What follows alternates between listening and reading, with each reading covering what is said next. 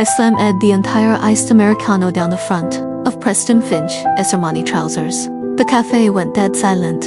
He yelped and jumped to his feet, the expensive wool soaking up the brown liquid that dripped down his legs. He pointed a finger in my face and screamed, spittle flying. You cheap, worthless trash. Do you have any idea how much these pants cost? Enough to keep your pathetic little flower shop running for 3 months. I stood there, my fingertips ice cold, shaking with laughter. Half an hour earlier, my mother had torn me to shreds over the phone. You were born defective, a reject. If I hadn't, to begged, and Grove led to everyone, Igno, a catch like Preston would never have looked twice at you. You will marry him today, or ILL. Cut off all your LOANS, and let your shop rot on the street. She depackaged me up like a commodity and sold me to this man, who treated blind dates like corporate mergers.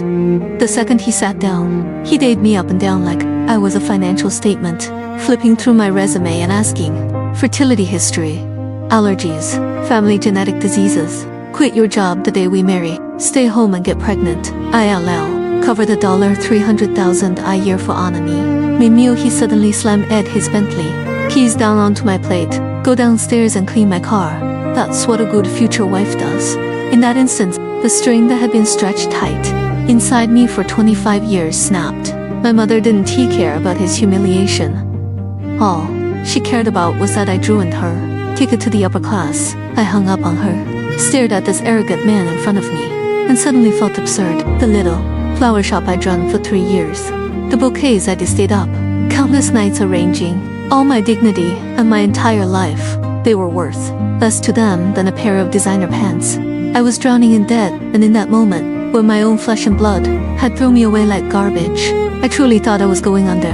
Then a hand with long, elegant fingers slid a black leather-bound document across the table. I looked up, and my gaze locked with a pair of eyes, blue eyes.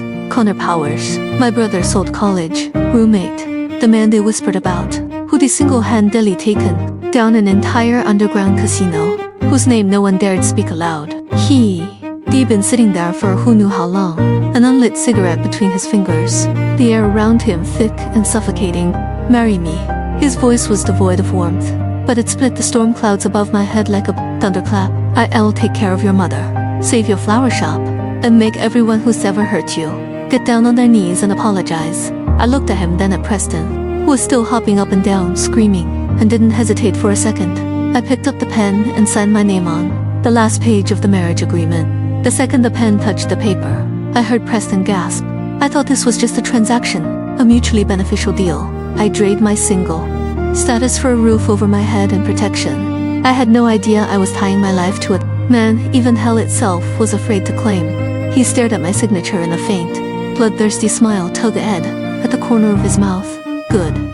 From this moment on, you're Mrs. Powers.